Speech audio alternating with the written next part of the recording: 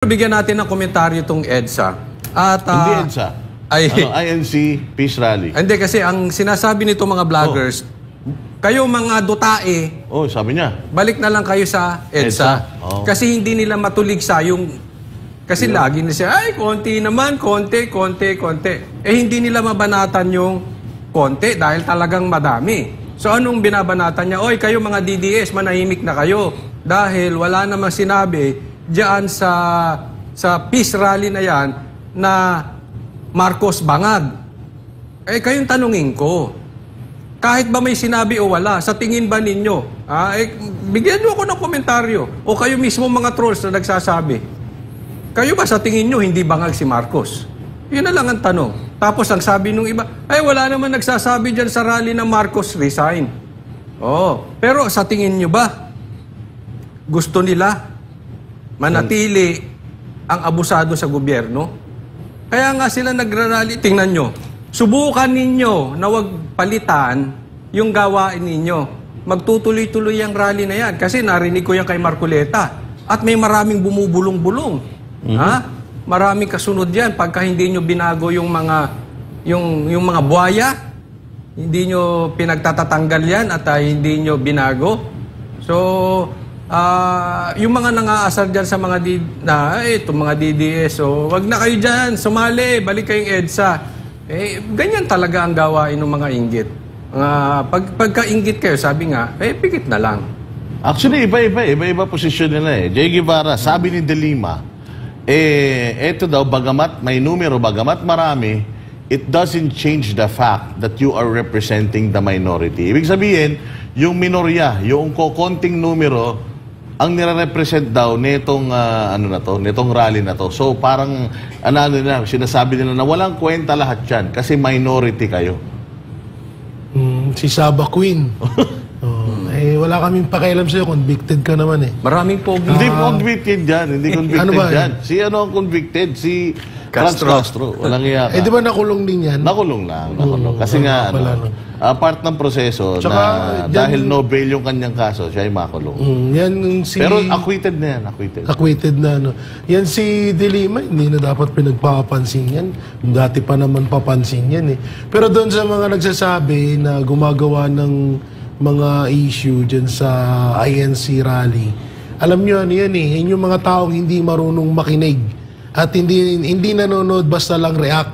Kasi isipin nyo maigi kung nakinig sila, hindi nila sasabihin yung wala naman hindi naman yan para kay wala naman sila sinasabi para kay Marcos, ganyan. Pero kung papakinggan nyo kasi doon, lahat ng mga sinabi ng mga tagapagsalita ng ANC is talagang gusto nila ng una-una na pag-usapan doon yung pangako na hanggang ngayon hindi natutupad. Pag-usapan doon yung mahal ng mga bilihin. O sino ba ang nun? Sino ba ang may kasalanan nun? Di ba si Marcos? So doon kasi hindi man napag-usapan yung bangag. Hindi literal pero Marcos, talagang yun na yun kasama na sa lahat yun. Talagang yung rally na yan, ay simbolo na yan na magbago at mas tulungan ng gobyerno yung mga kababayan nating mga Pilipino dahil sa kahirapan na nangyayari ngayon. Yung sila Castro, sila De Lima, mga lang naman yan mga irrelevant. Mga kuto, mga walang kwenta lang. Ako nga, minsan natatawa na nga lang ako, lalo na yung nakita mo nakita niyo ba yung interview ni Castro? Yung bago? Na sana wag daw manalo naman. Biglang parang yung parang bumusangot yung mukha. Tawang-tawa ako dun sa interview niya. Pero mga kababayan, wag na natin pagpapansinin niya mga yan. Alam niyo, yung mga yan, kulang sa yan Aruga. Oo. Kaya talagang mga kalabaw, minsan napapabayaan sa ulanan. Tsaka mga bossing, kung walang kwenta, hindi papansinin. Pero laman din ng mga vlogs nila, laman din ng mga balita nila at sinasakyan din nila itong itong masasabi natin na successful na peace rally ng INC. Again, ang nagpunta rito, hindi lang naman to buong INC, kundi marami ding mga tao na nagpunta rito na hindi naman miyembro ng kanilang simbahan. Showing na itong rally na ito ay talagang for unity. Para sa pagkakaisa at kapayapaan. Sabi ko nga, di ba, iisa lang sa mga kandidato ni Bongbong Marcos ang nagpunta rito, si Senator Tolentino lang. Pero halos lahat ng PDP laban, halos napakaraming mga supporters, mga politiko na mga supporters ng mga Duterte ang nandito. And makikita rin natin, wala rin naman nagsalitang ibang politiko kung hindi si Marcoleta lang. Pero klaro naman doon sa mga tinuran ni Marcoleta, pati yung mga nabanggit ng isang ministro nila, na yung sinasabi ni Jay Guevara, yung issues ng bayan natin ngayon, yung pinaka-issue ng bayan natin ngayon, tinapik dito diniscuss dito yung pagmahal ng presyo ng bilihin, yung sa Quadcom na nagmistulan na silang mga hari, o itong committee na itong Congress na sila na lang yung kumokontrol ng lahat ng mga budget dito sa Pilipinas. Lahat ito na-discuss dyan At sabi nga ni Jay Guevara, sino ba ang may control ng lahat ng ito? So sino ba ang tinutuligsa dito? Yung mga maling gawain ng mga nasa gobyerno. Sino bang nasa gobyerno? Maaaring sapul din dyan si VP Sara dahil part siya ng gobyerno. Kaya nga ang panawagan nila is magkaisa. And naikwento nga ni Banat Bay kasi nakalapit siya dun sa may VIP area. Yung VIP area daw na yun, nakaupo doon yung mga personalities pero hindi sila nakikita from yung sa baba ng stage. Parang meron daw silang harang. Kasi nga, itong INC, ayaw nila, sa ngayon, ayaw nila na magmukhang political itong kanilang inorganize na pagtitipon. Pero meron sila ditong klaro na banta sa mga tiwali sa gobyerno. Ganito kami karami, ganito kami kalakas, ito yung demand namin, ito yung taong bayan, ito yung demand namin sa inyo, ihinto nyo yung politika, unahin nating solve yung problema ng bayan. Kasi kung hindi, mauulit at mauulit to. At baka, ngayon, peaceful pa ito, baka yung mga susunod na mga rallies, hindi na ganun ka-peaceful. Diba? Kasi magagalit ang mga tao pagka nagsasalita ng hindi pinakikinggan. Jay? Baka yung hinihiling doon, sabi ng mga troll, hindi daw resign Marcos, hindi daw bangag Marcos ang nakalagay. Baka pag tinuloy-tuloy pa rin at pinawalang bahala to ng administrasyon, baka yung hinihiling yung resign Marcos, baka yung peaceful rally na yan, baka sa susunod yan, resign Marcos na yan. Kaya yan ang pag-ingatan niya. Tsaka, yun nga ito nga sabi ko nga, di ba Coach Oli, show of force ito. So pinakita pa lang nila kung gaano sila kalakas. At ang panawagan nila, peaceful pa. Di ba? Kasi nga, peace rally ito So, nasa Congress na yan, nasa Malacanang na yan, kung paano nila itatrato itong ganitong klaseng, ganito kalaking pagtitipon. Kung i-take for granted nila ito, tingnan natin yung mga development. Coach Oli. Pero ito, yung mga trolls kasi, talaga namang tanggap natin yan Yung mga trolls nitong gobyerno. Mahihina talaga utak niyan. So, wag na nating pansinin yan. Kasi hanggang dyan lang naman yan. Kung anong finid sa kanila, yun ang sasabihin nila. So, hindi nila kayang birahin ngayon ang dami, yung quantity ng tao dyan. So, yun. So, hayaan na natin yun. Mga walang utak yung mga yun. Pero yung mga politiko, nauunawaan yan. 100%. Kaya nga tipo yung mga matatapang dyan sa Quadcom na tumatakbo, ano sinasabi nila? Karapatan ng INC magsalita. Diba? Sumasayaw sila, di ba? Si Atty. Google, sabi niya, nire-respeto daw niya yung ang malayang English. Oo, di ba? Lahat sila. Yes. Kahit yung pinabili na suka, nakalimutan ko pangalan. Sino? Basta yung convicted. Basta yun. Si Lipad. Di ba, hindi rin siya ganun sumasang-ayon pa rin siya sa INC, no? Actually, yung sinasabi niya, contradicting. Sang-ayon ako sa INC, pero sana ituloy yung impeachment. Tanga. Yun nga ang ng INC, wag ituloy yung impeachment So, pero sumasayaw-sayaw lang sila. Hindi nila talagang binibira. Ang talagang bumira lang dito sa INC ay yung hindi tatakbo. Yes. Kasi hindi niya kailangan ngayon na si De Lima. Kaya niya binanatan. Tumatakbo siyang Congress yata eh. Party Pero list malamang to hindi niya kailangan kasi talo siya eh. Di ba naalala nung talo siya sa Senado? Malamang yan, hindi sinuportahan ng INC. So, alam natin yung mga ganyang politiko, yung may mga agenda eh. Yung sa tingin niya mayroon pa siyang mahihita sa INC, sumasayaw. Yung karapatan nila yan. Yung lantarang bumabatikos, alam niya ayaw ng INC. Siguro naman ayaw ng INC sa pag-uugali. Alam naman natin kung anong kaso ni De Lima, mga partners, di ba? So, ganyan lang yan. Mauutak yung mga nauunawaan namin kayo mga trolls. Hindi nyo ito maiintindihan, pero mga politiko, basang-basa itong nangyari. Pero sobrang lintik yung gigil nung no? Tingnan mo yung mga interview nila ni Castro Lipad, ni De Lima, ni Saba Queen. Ito yung yung face reaction, di mo maitatago yung inggit tsaka gigil. No? Kahit sabihin mo na alam yon kasi may mga ganyan eh. Nakaka-frustrate kasi yun, Jay. Kapag ginawa mo na ang lahat, siniraan mo na lahat yung mga Duterte, tapos makikita mo na may mga ganito pa rin silang suporta na natatanggap. Tapos may sinabi pa na kasi parang tinanong siya, anong masasabi mo? Kinonfirm na ni VP Sara na tatakbo siyang presidente sa 2028. Sabi niya, lumakas, ganyan naman ng mga Duterte, pabago-bago isip. Lumakas lang loob ng mga yan dahil nakitang may sumusuporta. Ayun. So, inamin na nila. So, sa kanila mismo nang galing na itong nangyaring ito sa Quirino Grandstand is a show of force and a show of support para sa mga Duterte. Which is, talaga naman, alam naman natin yung naging effect nito. Kaya nga, di ba, sabi nga nila, heads will roll.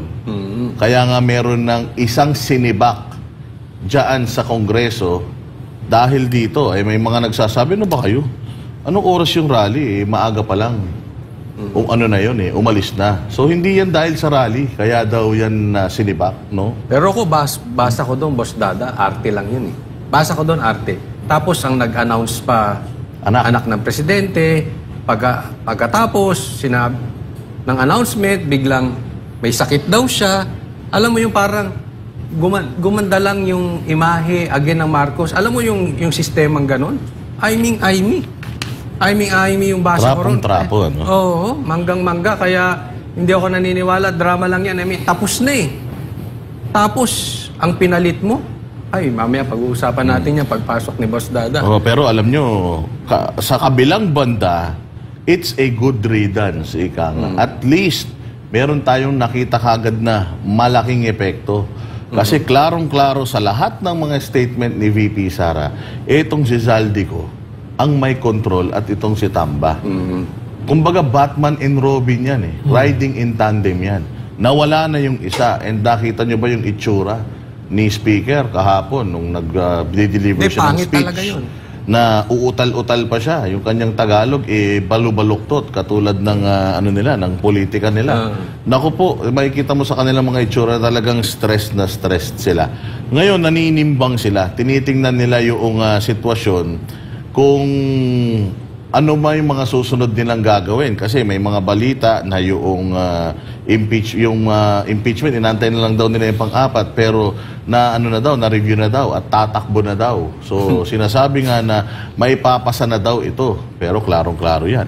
Oo, na ibig sabihin, kung ikaw congressman ka, hindi ako susuporta sa impeachment ngayon. Bakit? Mag-i-eleksyon Kung susuporta ako dyan sa impeachment, pipirma ako dyan. Ibig sabihin, yung panawagan ng INC, hindi ko sinunod. Therefore, it's a, kumbaga, manifestation na hindi mo ko dapat suportahan. Kasi yung stand mo na no to impeachment, tinabla ko And alam naman natin na napakarami rin talagang kalat din sa buong Pilipinas itong simbahan ng Iglesia ni Cristo at lahat ng mga distrito sa Pilipinas may mga simbahan ng Iglesia ni Cristo.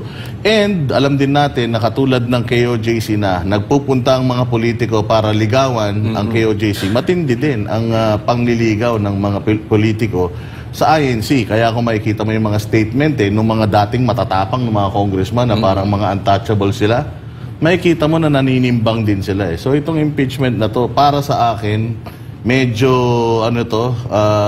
medyo malabo pa ito.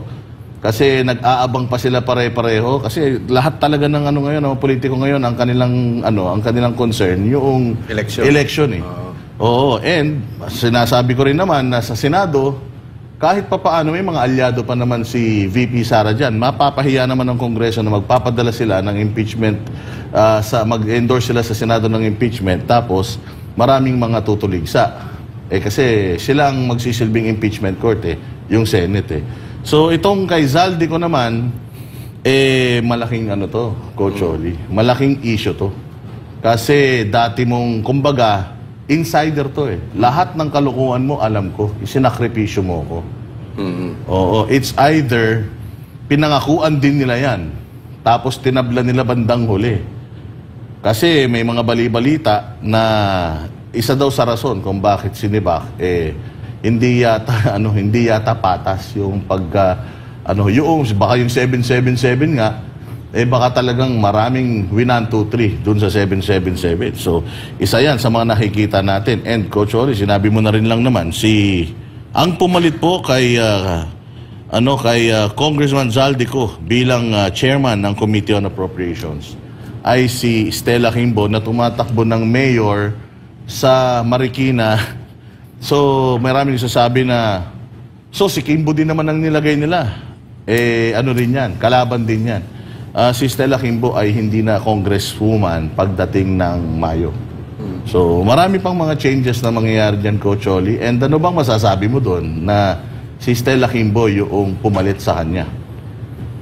Para sa akin, ito wala na talagang mapili itong napakababa na ng Kamara ngayon kasi isipin mo, ang daming anomalya na nitong si Kimbo. Hindi natin sinasabi kung ito ay totoo o hindi. Dahil hindi naman tayo husgado. Pero the fact na may mga anomalya na mga artista van, relo, bag, etc. Ang dami niyang anomalya. Oo, di ba? Tapos siya pa ang ilalagay mo sa posisyon. Para kang naglagay ng may anomalya na adik, tapos gagawin mong PDEA chief. Sana naman lang, again, this is not an issue kung totoo or hindi. Pero meron Bakit ka maglalagay dyan? May problema na nga tayo dyan at kine-question niyang ayu-ayuda na yan. Para kang nagtanggal ng demonyo, nagpalit ka ng demonyita. Baka naman they're just choosing the lesser evil.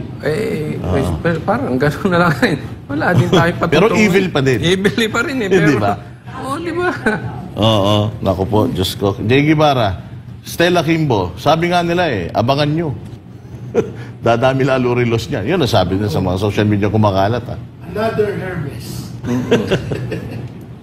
Ang galing niya Ang galing nga ng mga nangyayari ngayon. Biruin niya. Mike. Another Hermes.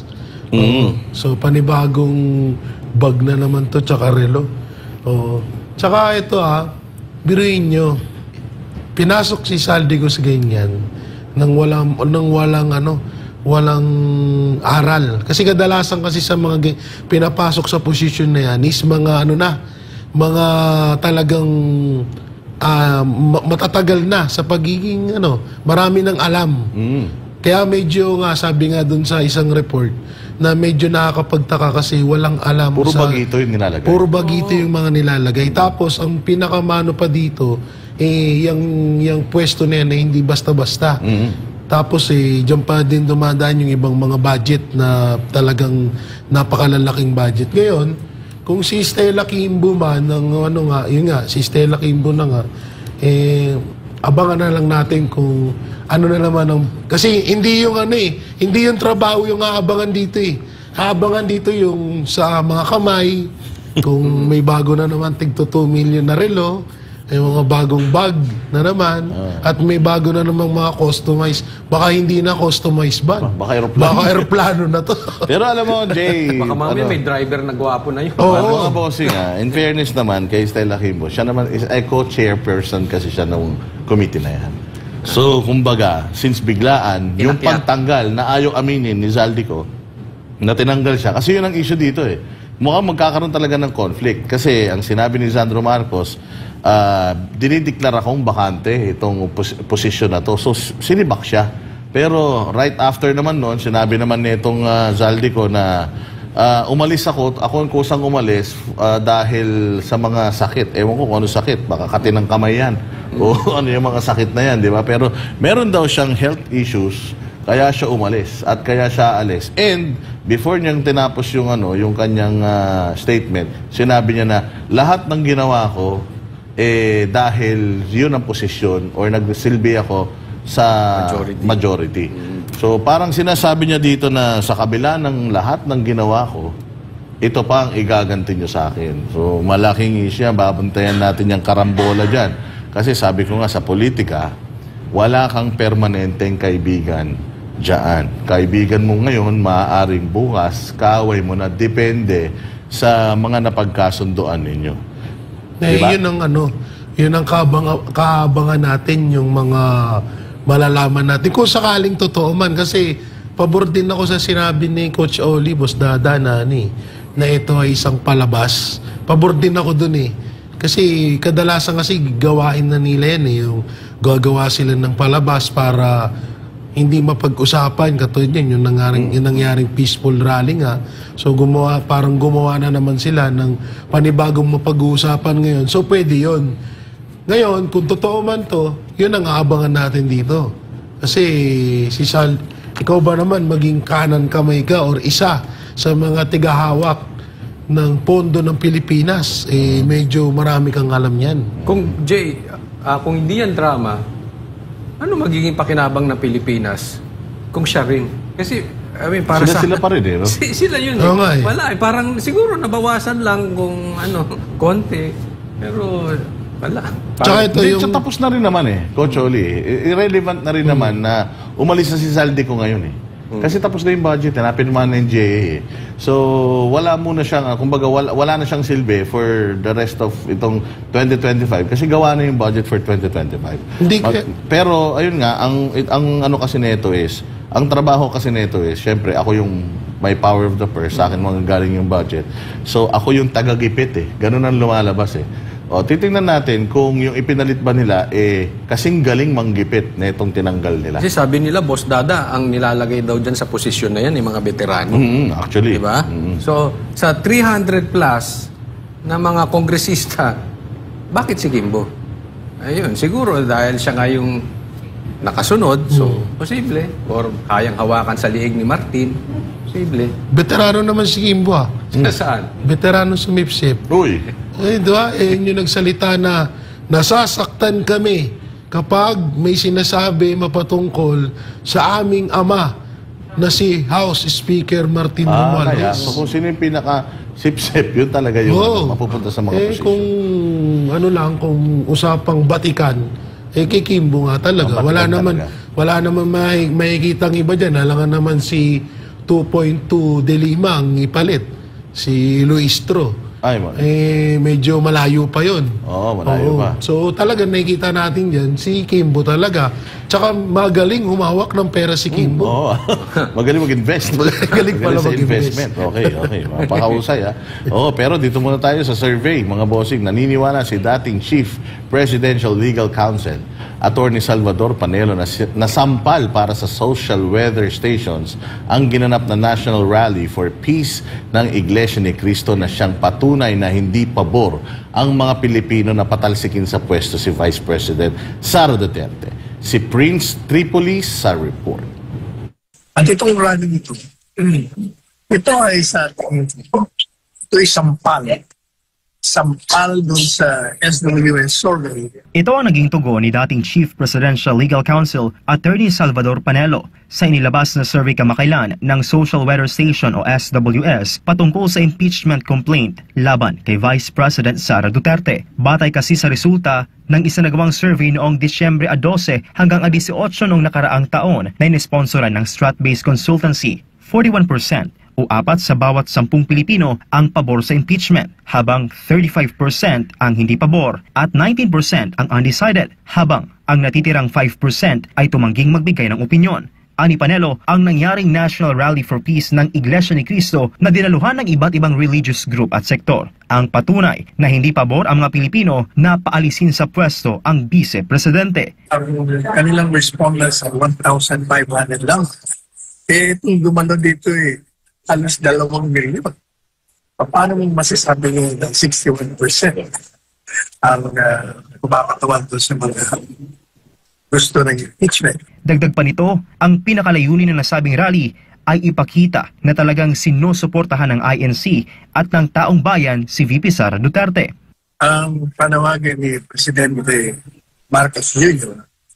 na itigil ang impeachment sapagkat ito ay hindi makakabuti sa ating mga kababayan. Sabi niya nga, another Filipino will benefit from this impeachment sapagkat dedika lamang po na ituwaan, paghahati-hati at ang focus ng mga legislators ay mawawala.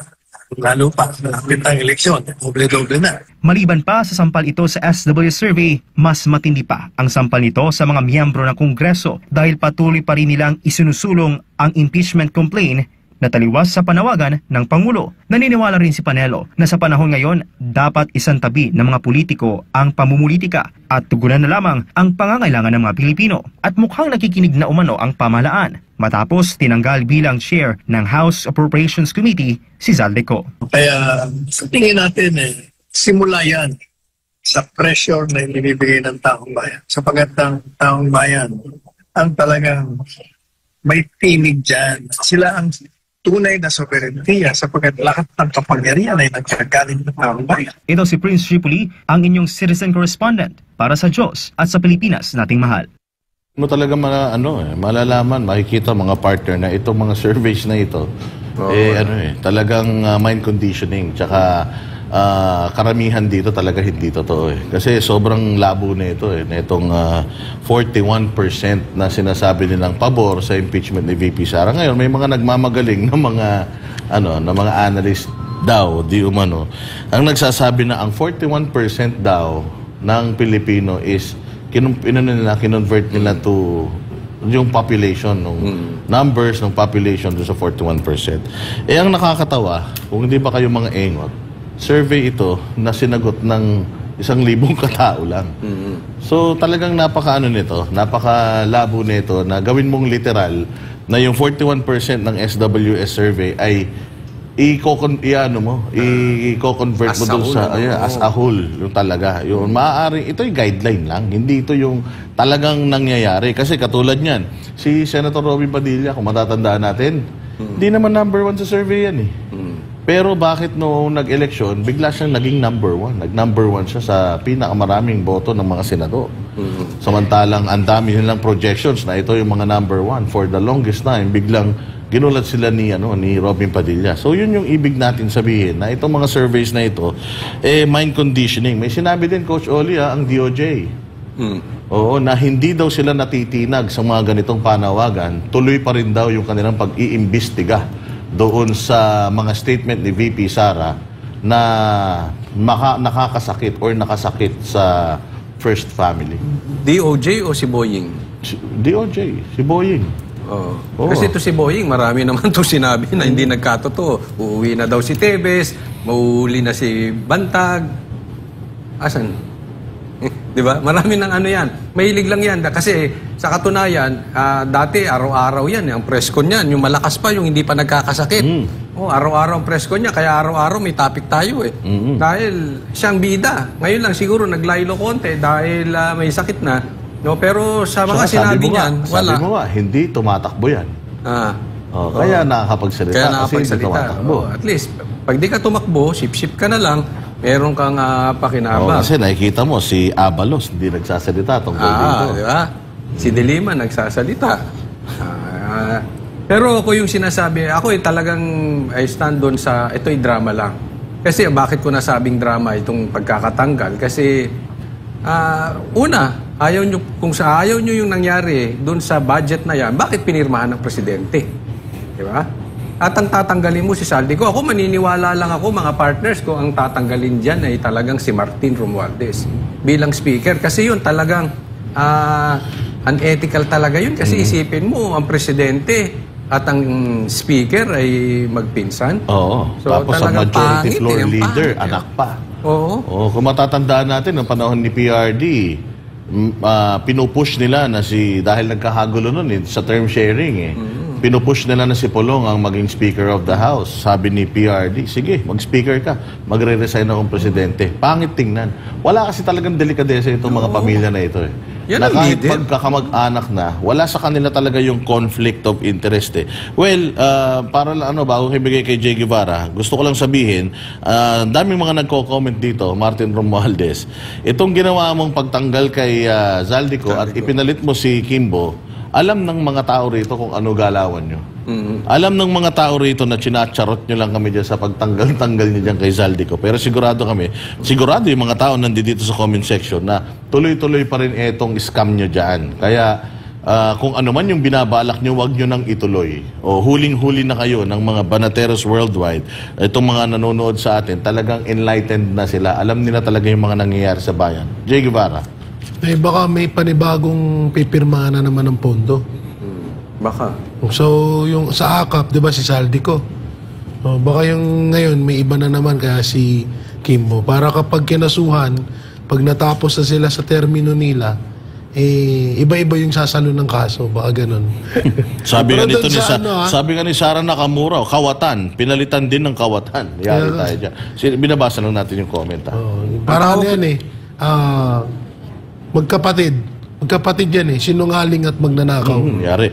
No? So kung ang pinalit mo ay sinungaling, tinanggal mo yung magnanakaw, wala pa rin pinagkaiba yun. Magkapatid lang naman yun So doon sa 41%, no? Oo. Ano yun? Baka mamaya puro NPA yun, ha? Puro NPA lang yung pumabor sa ganun. Hindi may ano yun na kung na 41%, tapos parang proud na kayo doon. Paano yung rally? Ilang percent yun? Kaya nga, Diba? may mga nagsasabi nga yung 41%. Ano daw ang 41% ng, ilan ba tayo? 125 million ba tayo lahat? Ewan ko kung gaano tayo karami natin yung population, pero kinumpute na nila doon yung sa survey. Nasabi nila, yan, hindi totoo yan. Kasi ilang million lang yan, 2 million lang yan ang 42% ng population natin is something million. So parang sinasabi nila, fraction lang yan yung umatin sa rally. Hindi ko maintindihan kung ano mathematics ang ginagamit nila no? At kung anong klaseng logic.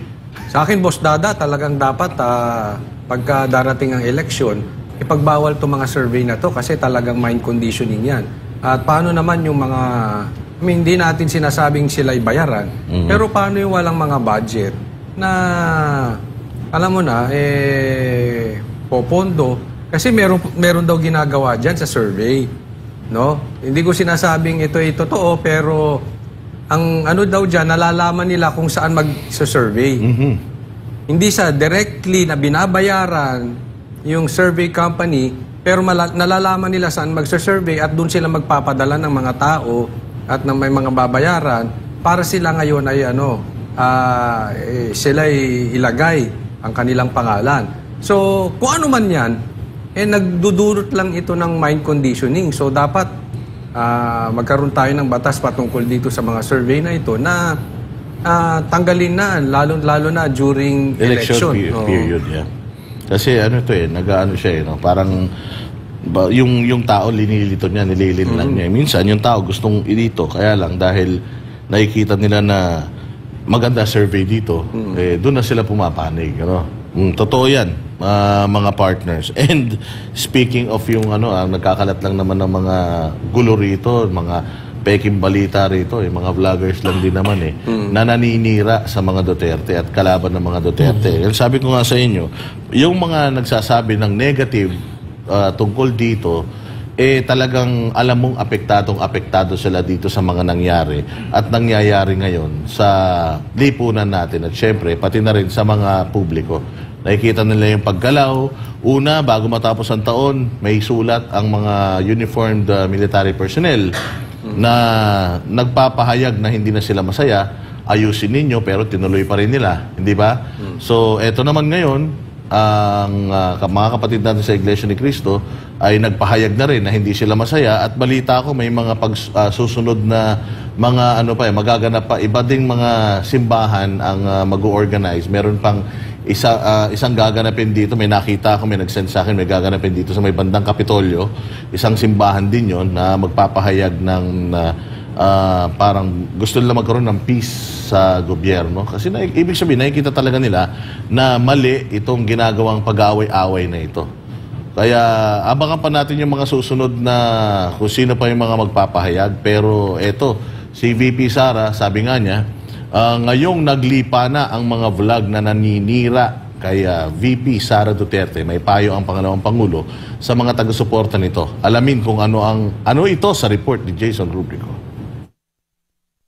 Especially mga senior citizen, magilty ko nga kanang malain ilahang buot, madaot ilahang mood, tungod lang kay nakakita sila o material content sa ako. Aminado si Vice President Sara Duterte na siya ay nakokonsensya sa tuwing may mga taong nasasaktan sa tuwing nakakapanood ng mga vlog na ang mga content ay puro paninira laban sa kanya. Kaya payo ni VP Sara sa mga taga-suporta nito na huwag nang manood ng mga ganitong klaseng vlogs dahil sa huli sila lang ang may stress. Iginiit pa ng bise na walang pakialam ang mga vlogger na ito sa mararamdaman ng kanilang tagapanood kundi ang kumita lamang. Manonood ka, Stress ka pa. mabubuisit ka, mabad mood ka, mas-stress ka. Yung gumawa ng content, inisip ka ba niya? Ang naisip lang niya, kikita ako dito, ilang hits ito, o ilang anong monetization nito. Inisip niya ba yung stress mo? O so bakit ka magpapastress sa kanya? Hindi nila iniisip ang stress ninyo. Wala silang pakialam kung anong maramdaman ninyo. Tapos kayo, nasistress na kayo. Diba? Payo ni VP Sara na huwag nang magpa-stress sa panonood ng mga vlog na may negatibong content, lalo na't hindi naman ito nakakatulong at sayang lang sa oras. Dagdag pa ng pangalawang Pangulo, masama ang stress sa kalusugan at dapat itong iwasan. Ibinunyag naman ni VP Sara na wala siyang anumang social media account na hawak at ang lahat ng ito ay kontrolado ng kanyang opisina. Dati nasa akin siya, pero kinuha nila. Kasi sabi nila, mapapaaway ka lang lagi. So, ang content natin is negative. So, hinawakan nila, wala akong access sa social media. Matatandaan noong nag-resign si VP Sara bilang kalihim ng Department of Education at ibinunyag ang umunoy pagmanipula ng House of Representatives sa kanilang budget, naging sentro na siya ng aniyay mga black propaganda. Para sa Diyos at sa Pilipinas kumahal, ako si Jason Rubrico, SM9 News. Nako, napakagandang napakagandang advice yan coming from VP Sara, kasi marami akong mga subscribers, Coach Oli, ang nagsusumbong sa akin. Sabi ni ganito, ganyan. Sabi ni ganito, ganyan. Yun ang lagi kong advice sa kanila. Kung hindi ka masaya sa mga sinasabi ng vlogger na to, ba't pinapanood mo pa? Ka naman ng tayo ang tayo ang may hawak ng tayo ang may control ng ikakainit ng ulo natin. So kung alam mo naman na itong vlogger na ito puro kasiraan lang naman ang pinagsasabi nito at taliwas doon sa opinion mo o taliwas doon sa nilalaman ng puso mo, wag mo nang pahirapan ang sarili mo. Wag na tayo maging martir at manood doon sa mga vloggers na alam naman natin na puro sa puro sa paninirang puri lang naman yung kanilang ginagawa. Marami namang mga vloggers na talagang naghahatid ng totoong mga issues ng bayan natin, katulad ng mga banateros, si Jay Guevara, si Coach Oli, si Master Judea, si Banat Bay, at bukod sa kanila, meron pang iba. Yung sila Bisdakeros, sila Bisdak, sila VMR, sila Kai Spencer. Kai Spencer, Si sila Buster TV. Napakadaming mga vloggers. Sabi ko nga sa inyo, mauubos ang oras nyo kung manonood kayo sa mga vloggers na mula umaga hanggang hapon dahil talagang aktibo ang mga yan. Besides, aside from itong mga vloggers na nababanggit natin, kung yung mga nakakalimutan ko, alam nyo na rin kung sino yan pero aside from itong mga vloggers, meron pang SMNI na mula umaga hanggang gabi naghahatid sa atin ng matinong balita, totoong balita, balita na talagang may matututunan tayo. Dito nyo na nang spend yung inyong mga oras at inyong mga panahon. Kaya mag-follow kayo at mag-subscribe kayo sa mga YouTube channels ng SMNI. DZR 1026 News, kapartner mo sa Balita at Serbisyo, SMNI News Channel, YouTube channel. Naku, yan, makikita nyo lahat dyan. Coach Oli. Pero alam mo, Boss Dada, naalala mo, nakipagkwentuhan tayo dyan sa Japan at tinanong natin yung mga ibang vloggers. Natatalino din itong mga manunood kasi kilala nila sino yung fake. Hindi ko nababanggitin kung sino-sino, pero alam nila, sabi ko, uy, akala ko. Pero alam nila. At sabi niyo, ba't yung pinapanood? Wala lang, entertainment purposes. Pero alam nila na latak naman yung mga pinagsasabi at saka mga fake news. So, tularan niyo po sila. Gawin niyo lang pasok dito para na kayo nanood ng TV, ng Netflix, pasok dito. So, na-entertain kayo, ayos na yon. Pero hindi ibig sabihin paniwalaan nyo kasi alam nyo naman kung sino-sino itong mga budol-budol na yan, yung mga trolls na yan. Tsaka maging mapanuri, yung lahat ng inyong mga naririnig sa social media, challenge it. Yan ang lagi natin sinasabi. Ako lagi kong sinasabi, even yung yung aking mga sinasabi, they can challenge it. Kasi kung mali, then at least mako-correct natin. 'Di ba, Jay Guevara? Anong advice mo sa mga nanonood ngayon patungkol sa mga nagkalat na mga vloggers na puros paninirang puri lang ang pinagagawa? Diba, nakikita niyo yung channel nila. May 3 tuldok sa taas. Pindutin niyo yun, tapos report. Galing talaga. Walang iya ka, baka sa atin gawin yan, Hindi, ito kasi, di alam niyo, naawa na nga rin ako sa mga ensaymada vloggers. Kasi talagang bagsakan lahat ng nila. Bumagsak lahat ng mga channel nila. Sabi mo, gawin nilang content si Banat Bay, 1 million. Bagsak lahat ng channel nila at wala na. Halos nanonood sa kanila simula nung nagsalita si VP Sara.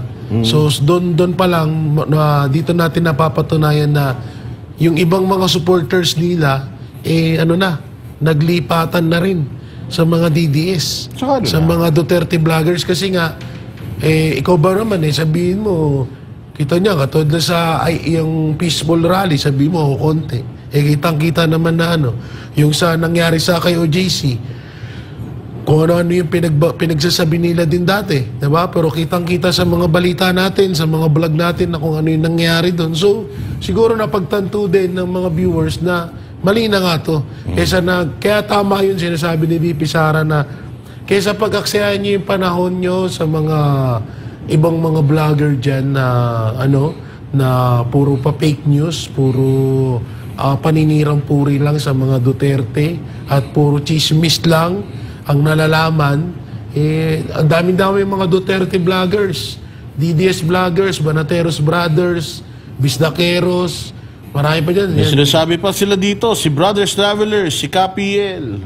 Lahat yan. Marami. Hindi lang namin kaya masabi doon na lang kayo, doon nyo na lang yung panunod nyo. At syempre, sabayan nyo ng like and share yan. Yeah. Pinakamaganda yan sa lahat dahil talagang mas nalalaman pa ng iba pa nating mga kababayan yung tunay na mga nangyayari sa balitang mundo ng politics. Yun. Ito, meron tayong bagong balita. Tinawag ng legal counsel ni Pastor Apollo Kibuloy na below the belt ang mga hayagang akusasyon ng mga abogado ni alias Amanda laban sa butihing pastor. Ayon kay Attorney Israelito Torion, dapat alalahanin ng mga abogado nito ang patungkol sa presumption of innocence. Si Margot Gonzalez magbabalita. Nagsimula na ang pagdinig ng Pasig RTC hinggil sa petition for bail na inihain ng kampo ni Pastor Apollo Kibuloy para sa pansamantalan niyang kalayaan habang dinidinig ang kanyang kaso. Dumalo si Pastor Kibuloy at iba pang akusado sa ginanap na bail hearing. Unang sumalang sa direct examination ng witness ng prosecution na si Alias Amanda. Pagkatapos ng pagdinig, humarap sa media ang kampo ni Alias Amanda kung saan hayagang inakusahan ng mga abogado nito ang butihing pastor. Gusto namin talaga ma-deny yung bail, no? Kasi alam naman namin gustong lumabas ni Pastor kasi mangangampanya siya. Then consistent with our claim that he is a human trafficker, an abuser, gusto namin hindi siya manalo. Ang legal counsel ni Pastor Kibuloy na sa Attorney Israelito Torion, sinabing below the belt ang naging pahayag ng mga abogado ni alias Amanda. Anya, dapat na magdahan-dahan ang mga nag-aakusa, lalo pat sa batas ay mayroong prinsipyo para sa presumption of innocence. Describing likewise Pastor Apollo Kibuloy as a human trafficker, no, is really below the belt. And I would like to remind our compañero or compañeras who may have said that to please be reminded about a revered principle upon which the Bill of Rights is founded upon. And what is that? That is presumption of innocence. You as the lawyer of the other side has no right to describe my client as a human trafficker because we have just finished the first of many hearings that will be conducted in order to determine with specificity and proof beyond reasonable doubt whether or not he is indeed a human trafficker. No? To say that really is below the belt and wala naman sanang ganon. No? Wala namang personalan ito, parang personalan na ata yan. May dinagdag pa sila, attorney, na aside sa pagiging human trafficker, child abuser, and rapist daw. May rape case ba against kay Pastor? Wala ngang rape na kinaso kay Pastor. So, to say that is really not right and really irresponsible. Panyero-panyara, relax lang tayo. Hindi naman natin kaso ito. Huwag natin i-personal si Pastor. Sinabi rin ng abogado na ang paghain nila ng petition for bail ay hindi para lamang makapagpangampanya ang butihing pastor. Ayon kay Torion, matagal nang gusto ng kanyang kliyente na makapagpiyansa. Gusto nga ni Pastor noon pa yan i-file yung anong tawag nito, petition for bail. Noon pa. Alam mo, ako lang ang nag-prevent kasi may punto din yung opinion ng ibang lawyers na kasama namin na hindi pa kasi ini-identify kung sino yung additional witnesses nila. We had no idea as to who will be their unidentified witnesses. We waited that they would be required by the court to name them because under the rules on pre-trial, you could not reserve witnesses without specificity, and the names of these witnesses now under the present dispensation have to be divulged, especially during pre-trial proper. So, it is very uncalled for and very unprocedural and not good practice if you will just file a petition for bail right away without you as a lawyer knowing who will be the witnesses of the other side. So, we waited for that. Nung nalaman, nung na-force na sila to identify, doon namin final yung petition for bail. Nagsinungaling ito sa media interview nang sabihin niyang inuubo ang pastor matapos itong matanong tungkol sa health condition ng kanyang kliyente. Perhaps the person who uttered that may have his or her attention directed towards his or her client during the entire hearing, that he was not able to see that Pastor Apollo Kibuloy was really coughing. No? I was not lying, never. I would not lie in court because I know my responsibilities as a lawyer and as a law dean. So to say that I am a liar because I said that is really, I think, unreasonable, uncalled for, and I think irresponsible. No? Ito naman ang naging pahayag ng legal counsel ni Pastor Kibuloy hinggil sa hindi pagpayag ng korte na makadalo ito sa interview ng isang network. We will adjust. No? We will file another motion insofar as sukatan of SMNI. Baka sinadya din yun ni Allah subhanahu wa ta'ala. No?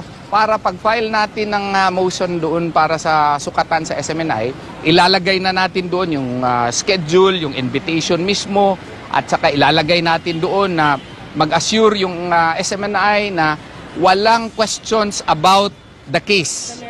The merits of the case. At saka ilagay din natin doon na sasama po ang abogado doon sa hearing, doon sa interview mismo para ma-advise si pastor, as if kailangan ni pastor ng advice, no? As to sub judice rule. And, everything happens for a reason. Para sa Diyos at Pilipinas kong mahal, Margaret Gonzalez, SMNI News. Isa lang ang masasabi ko dito, Coach Oli. Ang gaba, dili magsabi. Ay, tama. Itong mga ginagawa nila kay napanggigipit kay Pastor Apollo Kibuloy. Balang araw, babalik din yan sa kanila.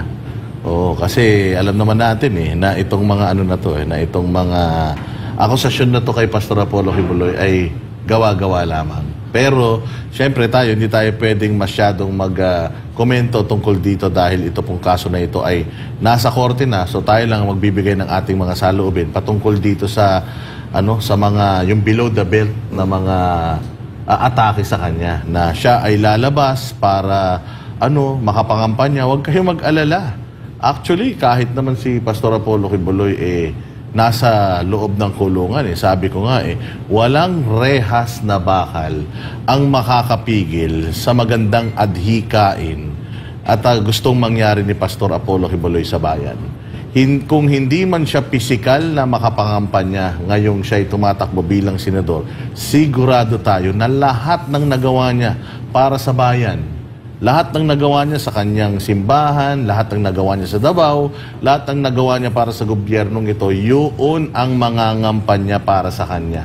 At ang mga tao, social media, pati ang mga OFWs, tutulong sa atin para ikampanya si Pastor Apollo Kibuloy. By the way, number 52 sa balota, Pastor Apollo Kibuloy sa Senado. Coach Oli. Ito'y patunay na malakas si Pastor Kibuloy. Kasi isipin ninyo, totoo yung survey na number 1 ngayon si Pastor Kibuloy na tumatakbo bilang senador. Kasi ultimo yung abogado ng kabila, ayaw siyang mangampanya. Kasi baka daw manalo. No? Diyan na lang, isipin ninyo, hindi naman trabaho ng abogado yan. Pero sila mismo, nakikita nila yung lakas ni Pastor Kibuloy. Pero paalala natin dito sa mga abogadong ito, sabi nga ni Boss Dada, hindi natin pwede i-discuss masyado yung kaso. I-discuss ko na lang itong mga abogado na to. Ngayon lang ako nakakita ng abogado na hindi nauunawaan yung presumption of innocence. Until proven guilty, meron pa you isang are abogadong innocent. ganyan, si Abalos. Tsaka yung 4 na beses atang nag-take. Nag-take, okay. Yung galit na galit kay Banat Bay. Oo. Pero tatandaan natin hanggat nagkaroon na ng conviction, inosente po ang isang tao. Kaya tatawagin mo lang siyang child abuser. Halimbawa, yung isang congresswoman, child abuser kasi convicted yun. Yes. Sinabi na korte, hindi po yan chismis. Hindi ako nagsabi niyan. Korte mismo nagsabi. So, itong mga abogado na to parang walang alam. Tapos, bagamat tayo hindi abogado, pero ano bang purpose ng bail? Diba? Ang purpose ba ng bail ay para kapag bawala na hindi ka mangampanya? Hindi yun. Kung ako hindi nagkakamali, ang purpose ng bail ay para ikaw ay sisiguraduhin na sisipot ka doon sa pagka ikaw ay may hearing. Hindi ka dahil para wag kang mangampanya. So, maling-mali itong mga abogadong ito. Kaya nga nakakabilib si Pastor Kibuloy dahil sa katunayan, hindi nga niya kailangan umattend dyan personally.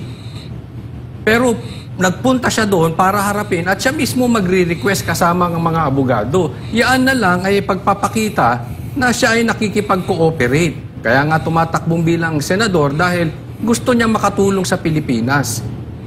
Mali ata siguro, hindi ko alam kung saan graduate itong mga abogado na ito. Baka kaya nasermo na ni Atty. Torion. Napakagaling. Si Atty. Torion pa nakatapat nyo. Talagang lecturean ka niya. Mumukha kayong ob-ob dyan. Hindi naman na flight risk si Pastor Apollo Kibuloy. Tumatakbo nga Tsaka tumatakbo naman siya. So wala siyang reason para takbuhan niya ang kaso na yan. Kasi kaya lang naman pinipigilan siyang lumabas is baka mamaya tumakas na siya di ba? Pero alam naman natin na hindi na dahil ito na hinaharap niya na yung kaso andyan na. Nakikipagbakbakan na nga sila sa korte. So ano na yan? Negative na yan. Jay Guevara, anong comment mo tungkol dyan? Natatakot na ba si Risa? Nako. Natatakot na si Risa? Mga bata ba ni Risa yan? Oo, kasi kung pakinggan nyo maigi yung sinabi ng mga attorney, ano na yun Sa tutusin, hindi dapat siya sabi ng isang attorney yun. Yung mga ganon, below the belt na nga talaga yun. Tsaka kung isipin nyo... Tsaka anong pakin nila sa eleksyon? Anong pakin nyo? Yun, totoo yun. Anong pakialam nyo sa eleksyon? Kung si Franz Castro nga nasa Congress convicted Tumatakbo yun pang senador din. Tumatakbo pang senador. So, mas grabe yun kasi si Pastor, hindi naman hindi naman convicted yun Diba? Peke nga yung mga pinagsasampang kaso dun Pangalawa, tignan niyo yung mga ibang mga sa Senado may convicted. Sa Congress may convicted. Sa gobyerno may mga adik. Diba? Lalo na yung mga adik na yan, ang dami dyan nila. Pero tingnan nyo, kung sasabihin nyo na parang kaya gustong lumabas para mangampanya, wala na kayo dun. Tsaka ito alam mo yung mga ganong salita, sa Congress ko lang naririnig yun. No?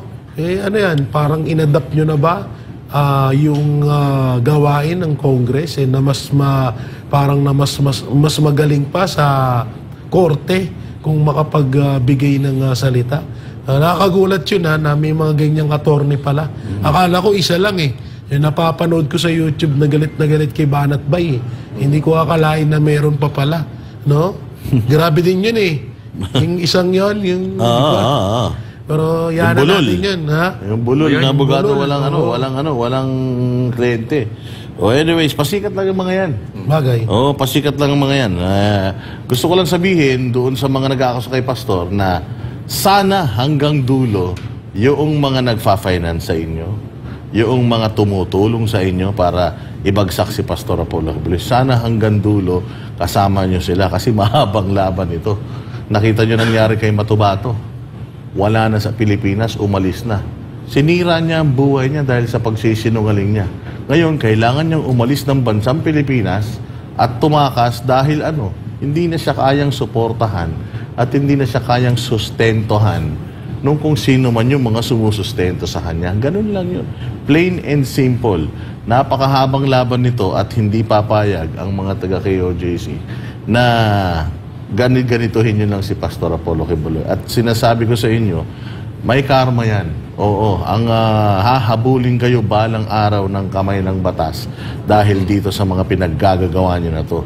Dahil si Pastor Apollo Kibuloy, wala namang ginawa yan sa Pilipinas, kundi puros kabutihan yun nga yung lagi natin sinasabi. Imaginein mo since 2005 hanggang ngayon, ginagawa nila itong mga cleanup drives, ginagawa nila itong mga tree planting activities, tumulong pa sila sa gobyerno, sa NTF-ELCAC para itong laban kasama ang bayan, tumulong pa sila para mapigilan ang paglaki ng insurhensya sa Pilipinas or mas lalong paglalim ng insurhensya dahil sa laban kasama ang bayan, ang inyong mga anak ay naging safe from recruitment netong mga legal fronts ng NPA.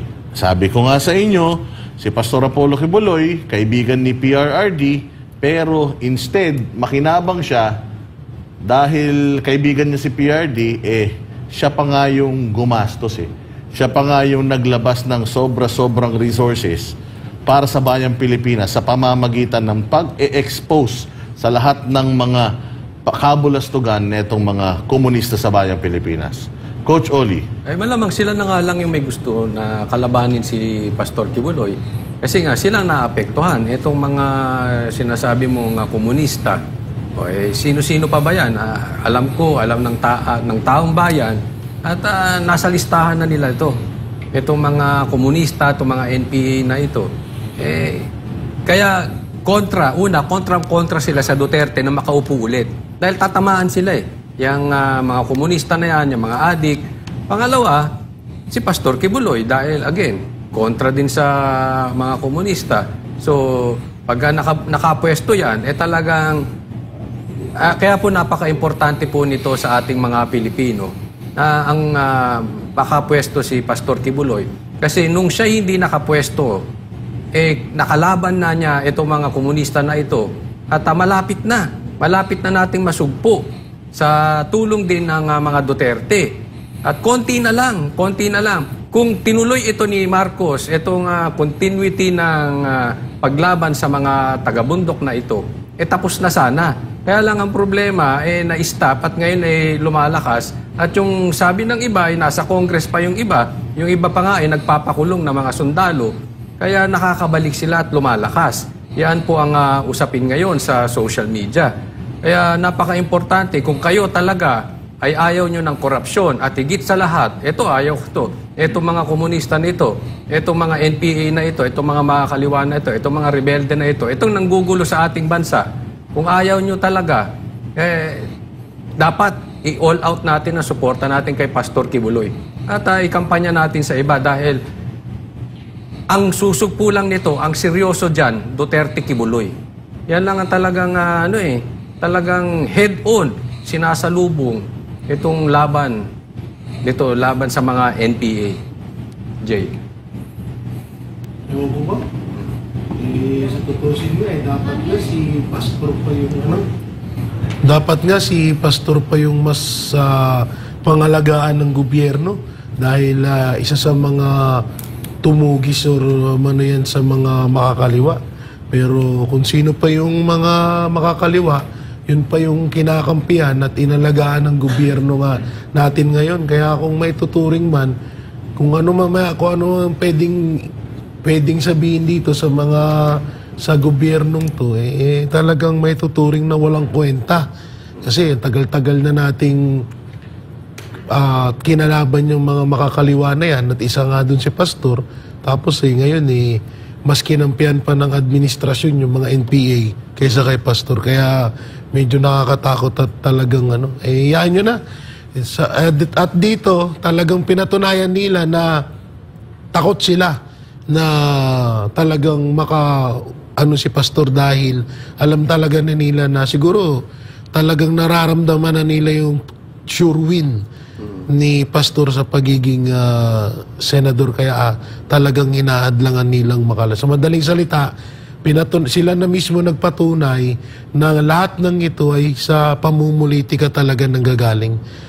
Dahil sa pamumulitika, talagang pinatunayan na nila yun. Boss Dada? Yun lang. Yun lang naman para sa akin. Yun lang naman ang para sa akin, mga bossing. So, wala na tayong ibang choice.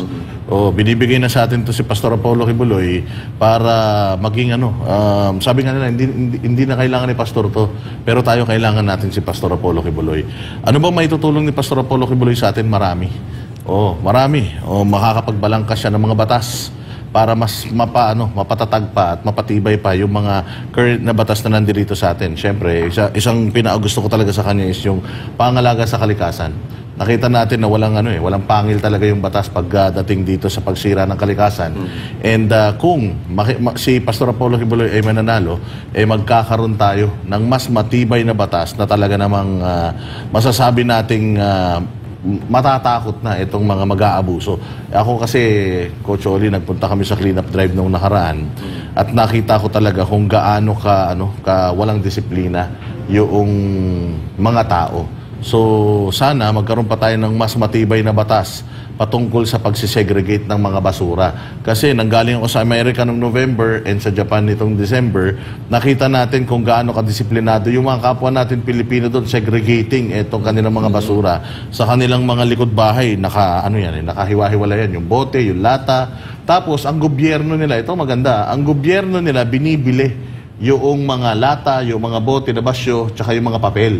Kaya mas lalong naiinganyo yung mga tao na mag-segregate. Kumbaga, ini-incentivize mo yung effort din nung iyong mga constituents. So, yun ang maganda. Kasi alam natin na si Pastor Apollo Kibuloy, ikot yan, gala yan sa buong mundo.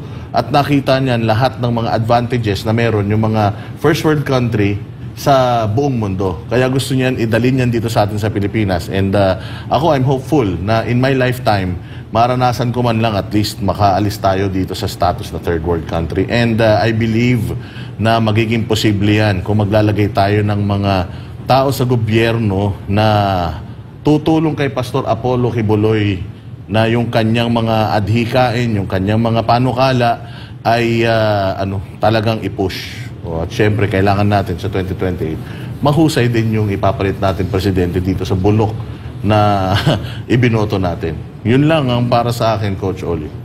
Pero yung sinasabi mo na pagsisegregate tapos babayaran pa sila ng gobyerno pag sila, mas maganda yung yung proyekto ni Tamba dyan, ni Martin. Ayuda lang, no? Ayuda lang. Wala ka nang gagawin. Tapon lang sila, papahirapan mo pa tapo ka dyan, hindi may ayuda. Masipag ka nga, pagod ka naman. Wag na. Asa na lang tayo mga Pilipino sa ayuda. Total, habang nakaupo si Martin,